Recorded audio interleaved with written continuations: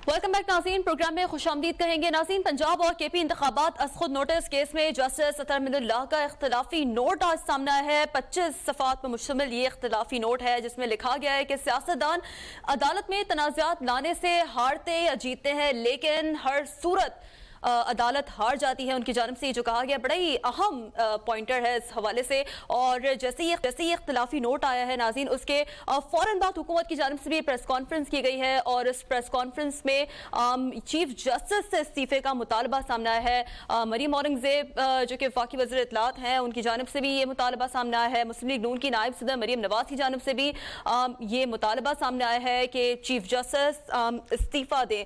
तो यकीनी तौर पर अहम मामला है और ये जो 4-3 का फैसला है, इस हवाले से आज के इस इख्तिलाफी नोट के बाद जो पेचीदगियां है, जो इबाम है, वो मजीद बढ़ेगा या मसाइल का हल निकलेगा। बात करने के लिए हमारे साथ मौजूद हैं इस वक्त करीम ख्वाजा साहब हैं, पीपल्स पार्टी की नुमाइंदगी करेंगे। Sir, welcome to the show. और साथ हासिल होगा पाकिस्तान तहरीक इंसाफ की नुमाइंदगी करने के लिए यावर अब्बास बुखारी साहब हैं। बड़ी ज़बरदस्त तरीके से भी अपनी पार्टी का दिफा कर रहे हो, तो उनके नैरेटिव का बहुत शुक्रिया यावर साहब वक्त देने के लिए।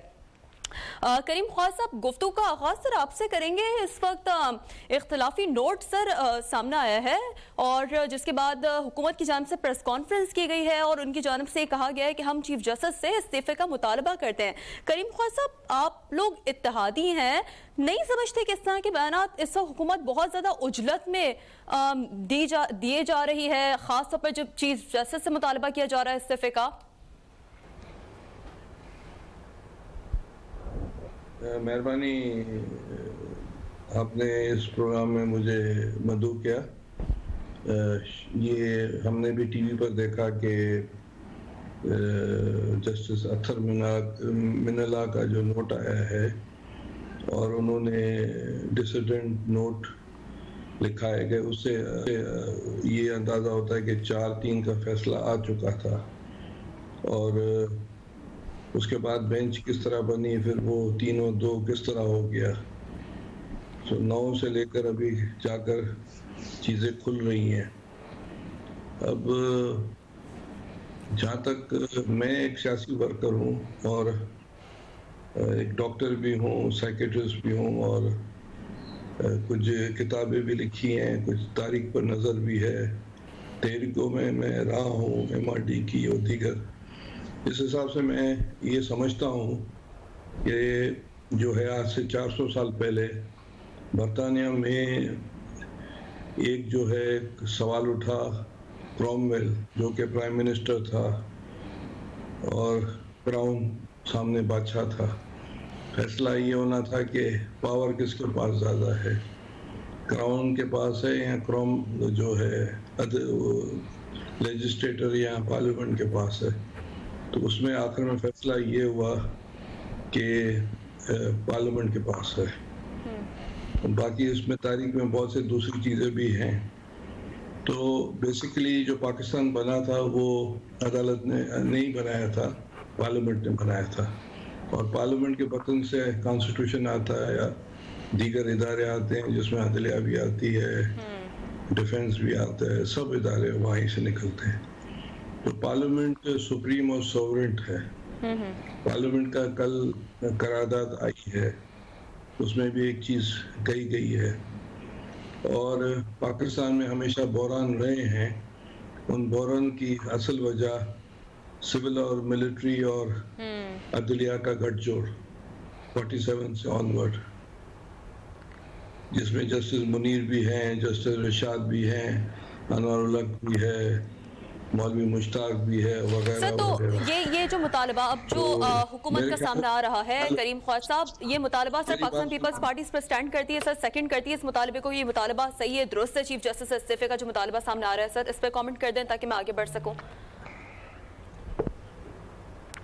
देखिए, बात सुने, ये शाम को ये सब चीज़ें ओवर सरफेस हुई है और मैं कराची में बैठा हूँ जी और प्रिंसिपली कल की करारदाद से सारी पीपल्स पार्टी एग्री करती है। आज जो डेवलपमेंट हुई है उसके लिए जो भी चीज़ें हमारे पास फरहतुल्लाह बाबर साहब, नैयर बुखारी साहब, हमारे मिनिस्टर्स फेडरल में वो बैठे हैं, वो जवाब देंगे। इस वक्त मेरे ख्याल से ये मरियम औरंगजेब और ये इनकी जो आई हैं चीजें वो मैंने खुद पार्टी टीवी पे नैरेटिव नहीं इस पर सुनी बाद में है। आप लोग बेहतर अंदाज तो में पीपल्स पेश कर पार्टी सकेंगे। ठीक ठीक करीम ख्वाजा साहब, यावर साहब, जी सर आप समझते हैं ये जो मुतालबा सामने आ रहा है चीफ जस्टिस से इस्तीफे का, ये दुरुस्त मुतालबा है या बहुत उजलत में बयानिया दिया गया है ये?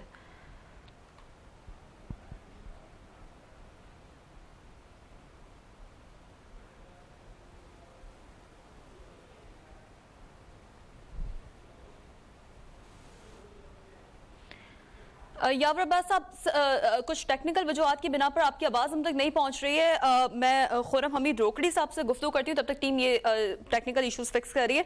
खुरम हमीद रोकड़ी साहब, सर मामला सर आपके सामने है, 4-3 का फैसला है सर, अब क्या क्लैरिटी सामने आ गई इस इख्तिलाफी नोट के बाद, या अब भी कुछ इमाम बाकी है, अब भी कुछ मजीद आप समझते हैं इसके बाद मजीद पेचीदगियाँ बढ़ सकती हैं? खुरम साहब,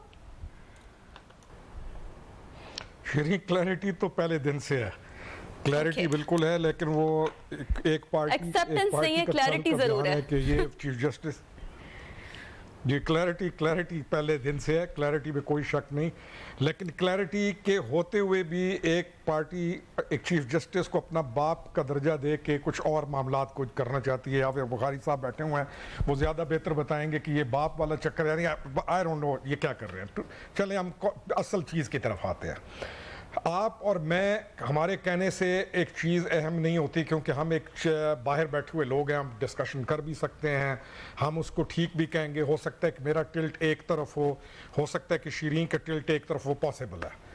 असल चीज़ है कि सुप्रीम कोर्ट के अंदर से अक्सरियत फाजिल जज साहिबान जो हैं वो कंटिन्यूसली इस चीज़ के ऊपर एक तरीके से समझाने की भी कोशिश कर रहे हैं और सुपीरियर कोर्ट को बचाने की भी कोशिश कर रहे हैं। और जस्टिस अतर मिनल्ला का आज जो है सेक्शन 184 का जो बयान के ऊपर आकर जुल्फ़िकार अली भुट्टो की जो फांसी या शहादत मैं कहूँगा या कत्ल नाहक कहूँगा, उसके वक्त भी सेम यही चीज़ हुई थी। ये 3-4 का एक इशू चला था और नज़रिया ज़रूरत के तहत एक और मुल्क का बहुत बड़ा नुकसान किया गया, और उसमें बाद में उन जजेस ने इस बात को माना कि हमें ये काम नहीं करना चाहिए था। वी वर इंक्लाइंड या मिलाइंड या व्हाटएवर, जो भी के अल्फाज के चुनाव के साथ भी चीज़ें हो जाती हैं, वो उनमें से उन्होंने माना। सेम आज हम एक चीज़ देख रहे हैं, पॉइंट नंबर 1। पॉइंट नंबर 2 ये है कि जस्टिस एजाजुल हसन इस बेंच से खुद अलहदा हो चुके हैं, ऑलरेडी डिक्लेयर कर चुके हैं कि मैं इस बेंच से अलहदा हूं। लेकिन आखिरी दिनों में जब बाकी तमाम फाजिल जज साहिबान चले गए दाएं बाएं, या उन्होंने कहा कि उन्होंने कुछ ने इख्तलाफी नोट लिख दिया और कुछ ने इस बेंच में बैठने से माजूरी जाहिर कर रही, यानी कि उन्होंने कहा कि हम पे अदम एतमाद कर दिया। लेकिन अगेन जस्टिस एजाजुल हसन जो है इस बेंच का हिस्सा बने। आखिरी पॉइंट में यह कहूंगा कि मस्ट है, लाजिम है कि अदालत ब्लेमलेस हो, अदालत की जो कार्रवाई है वो ब्लेमलेस हो, क्योंकि इमरान खान साहब कहते हैं ना सोशल मीडिया का टाइम है, अवेयरनेस का टाइम है। तो दिस इज व्हाट वी सी कि अदालत ब्लेमलेस होनी चाहिए। अदालत का अभी अतर मिनल्ला साहब का आज के फैसले के बाद इन तमाम को ये खामोश हैं और कल तक ये जश्न मना रहे थे। ये बड़ा एक नेगेटिव ट्रेंड चला है कि अदलिया से ये मैसेज आए कि कुछ खानदान या कुछ उस ओहदों के ऊपर बैठे हुए लोग किसी पार्टी के साथ अंदर से अपनी मोहब्बत की बुनियाद पर टिल्ट करते हैं या उनकी तरफ झुकाव रखते हैं। ये it's a very unfortunate thing जिसको हम देख रहे हैं। लेकिन जो मोस्ट फॉर्चुनेट थिंग है और जो बहुत अच्छी चीज़ है वो ये है कि अदलिया के अंदर ही से फाजिल जज साहिबान ने अपनी अदलिया का दिफा करना शुरू किया, और जो इख्तिलाफी नोट हैं, चाहे राजा अफरीदी साहब का है, चाहे आज जस्टिस अतर मिनल्ला का है, चाहे जो काजी फाइज ईसा साहब का है, या बाकी फाजिल जज साहिबान जो नोट दे रहे हैं, मुझे आज फ़ख्र हो रहा है कि मेरे पाकिस्तान में आज अदलिया वाकई इतनी मजबूत हो गई है और हो रही है कि उनके साथ कौम भी खड़ी हुई है और वो गलत को गलत खुद साबित कर रहे हैं। अपने जो हाउस को इन ऑर्डर वो खुद ला रहे हैं। इस पे मुझे तो फख्र है कि आज ये बहुत अच्छी चीज हो रही है। जी शिरीन जी, खुरम साहब का पॉइंट आ चुका है। यावर साहब हमारे साथ हैं। ठीक, सही। करीम ख्वाजा साहब, सर इस वक्त जो मामलात हैं वो किस जाने बढ़ सकते हैं? क्योंकि सर इस वक्त अब डेफिनेटली सुप्रीम कोर्ट का मुअज़्ज़ज़ अदलिया का फैसला एक तरफ है, इलेक्शन कमीशन की जानिब से शेड्यूल भी जारी कर दिया गया है। इंतखाबात के वाले से जो इस वक्त सर हुकूमती रवैया है वो तो ये है कि जो है वो मोड इस वक्त हुकूमत का ये नजर आ रहा है कि इंतखाबात होकर दिखा दें। तो करीम साहब, आपसे इस पर भी जरा नैरेटिव लूंगी मैं। आपका भी इस वक्त हमें ज्वाइन कर चुके हैं यावर अब्बास साहब दोबारा से, तो उन्हें भी शामिल गुफ्तगू कर लेते हैं। यावर अब्बास बुखारी, सबसे पहले मेरा सवाल आपसे ये था कि इस वक्त जो मुतालबा सामने आ रहा है चीफ जस्टिस की से उनके इस्तीफे का, सर इस मुतालबे को पाकिस्तान तहरीक इंसाफ कैसे देखती है?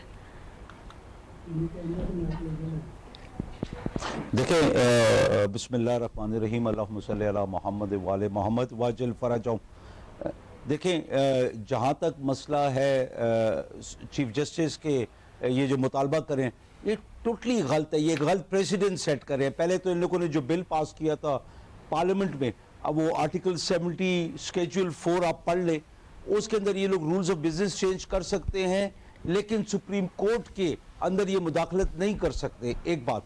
नंबर 2, फैसला अगर इलेक्शन के हक में आ गया है तो जो खूबसूरत बात है और जो अफसोस की बात है कि जमहूरी पार्टियां जो कहते हैं कि वोट को इज्जत दो, वो इलेक्शन से भाग रहे हैं। मतलब उनको क्या मजबूरी है कि इलेक्शन से भाग रहे हैं? वो किसी ने पूछा कि इनके पास किस चीज की कमी है, तो इनके पास वोटों की कमी है। वोट इनको मिलना कोई नहीं, तो इनको यही प्रॉब्लम। आप केपी में देखें, नून के जो उम्मीदवार थे उन्हें टिकट्स वापस कर दिए इन लोगों को। वो क्यों वापस कर रहे हैं? क्योंकि इनको नजर आ रहा है कि वोट नहीं मिल रहा है, तो ये लोग फिर सुप्रीम कोर्ट के ऊपर अटैक कर रहे हैं। इनकी एक आदत है कि ये लोग जजेस की शॉपिंग करते हैं। इनके मनमानी के जज हों जिनके साथ इन लोगों ने हर चीज को सेटल किया हो, तो ये लोग हमेशा से उस एनवायरनमेंट में फूलते फलते हैं। जब इन लोगों को अपनी मनमानी के जज नहीं मिलते जो आइन की बालादस्ती में बिलीव करते हैं, फिर ये लोग ये हरकतें शुरू कर देते हैं। इन लोगों ने जस्टिस सजाद अली शाह के साथ यही किया। इन लोगों ने जस्टिस कयूम जैसे जजों को जब खरीदा हुआ था, तो जो कहते थे फोन करके ये लोग अपने काम करवाते थे। अभी क्योंकि ये बात नहीं हो रही है, और जस्टिस बंदयाल ने जब 3 मेंबर बेंच बना के कासिम सूरी का फैसला किया था, वो इनको कबूल था। इनको 3 मेंबर बेंच का फैसला कबूल नहीं है, लेकिन पूरी नेशनल असेंबली के अंदर 41 बंदे बैठे हुए एक बिल पास करते हैं, वो इनको कबूल है। मतलब हर वो चीज कि ये लोग अपनी चोरी का पैसा छुपाने के लिए अपने खिलाफ केसेस यावर साहब, आप देख रहे हैं 14 मई को इंतखाबात होंगे, क्योंकि हुकूमत का तो ये मूड नजर नहीं आ रहा। वो तो मूड इस वक्त ये नजर आ रहा है कि जी इंतखाबात करवा कर दिखा दें आप। नहीं नहीं नहीं, ये अभी शिरीन ये आपकी गलत फहमी है। मैं आपको बता रहा हूं, अगर इलेक्शन ये लोग इलेक्शन बिल्कुल नहीं करवाना चाह रहे हैं, ये इलेक्शन से भागना चाह रहे हैं कि वो वक्त है कि जहां पे पीटीआई को एस्टैब्लिशमेंट आप लोग इंतखाबात होते हुए देख रहे हैं सर 14 मई को, क्योंकि यकीनी तौर पर मुअज़्ज़ज़ अदलिया कह चुकी है आप लोगों के हक में फैसला आ चुका है, लेकिन निगरान हुकूमत का क्या असर मूड दिखाई दे रहा है इस वक्त? मैं तो आपसे पूछ रही हूँ ये।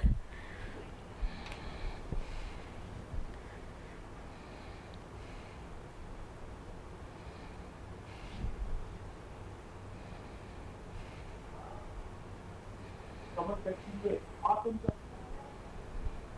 मध्यम स्तर है, चाहे मध्यम और है, चाहे कोई भी है, इनका रोटा पीटा दिखाता है कि ये लोग सिर्फ इलेक्शन के हक में। अच्छा यावर साहब, मुझ तक आपकी आवाज़ सर नहीं पहुंच रही है। करीम ख्वाजा साहब, सर इस वक्त जो सिनेरियो बनाने की कोशिश पहले भी की गई है बताने की, सर रोज़र ये दिया गया था कि इलेक्शन कमीशन की जानिब से कि जी हमारे पास फाइनेंस नहीं है, रिसोर्सेज नहीं है, सिक्योरिटी के मसाइल हैं, लेकिन सर यकीनी तौर पर अगर माजी का हवाला देते रहें तो सर इस तरह के इमरजेंसी वाले हालात नहीं है जो नैरेटिव इस वक्त पाकिस्तान पीपल्स पार्टी के सामने आ रहा है कि ऐसे हालात हो सकते हैं कि जी इमरजेंसी का भी नफास हो सकता है, मार्शल लॉ तक की बातें आप लोग करें। इस पर आपसे बात करेंगे। ब्रेक लेना कहा जा रहा है, ब्रेक से जब दोबारा हाजिर होंगे तो डिस्कशन के सिलसिले को यहीं आगे बढ़ाएंगे। यहीं से ही नाज़रीन stay with us. Welcome back जी नाज़रीन, गुफ्तगू इस सिलसिले को आगे बढ़ाते हैं। दोनों मौजूद पैनलिस्ट की इजाज़त से मैं यावर अब्बास साहब को मौका दूंगी, क्योंकि ब्रेक से पहले उनसे गुफ्तगू का कंटिन्यू नहीं हो पाई थी। यावर साहब पहले आप कंटिन्यू कर लें आप जो बात कर रहे थे सर, ताकि फिर मैं अपना सवाल आपकी जानिब बढ़ा सकूँ। जी यावर साहब। जी शरीफ, मुझे हैरानगी इस बात की है इन लोगों की इलेक्शन से भागने का जो इनका एक खौफ है कि ये लोग सुप्रीम कोर्ट एक इदारा रह गया है, उसका भी बेड़ा गर्क करने पे तुलते हैं। उनकी जिल्लत के ऊपर ये लोग आ गए, उनको जलील करने के चक्कर में लग गए। और फिर ये मरियम सफदर कहती है कि ये लोग जो बंदियाल साहब हैं वो पीटीआई का मौकफ पेश कर रहे हैं। तो अब फिर हम लोग ये घूम के नहीं कह सकते कि अतहर मिनल्लाह को मैनेज किया गया, इन लोगों ने चाहे एस्टेब्लिशमेंट ने किया चाहे इन लोगों ने किया, जिसने भी किया, तो आया ये इतने दिनों के बाद ये बात आज जो ये लोग कर रहे हैं, तो आया ये मैनेज नहीं है? ये अवाम नहीं देख रही है?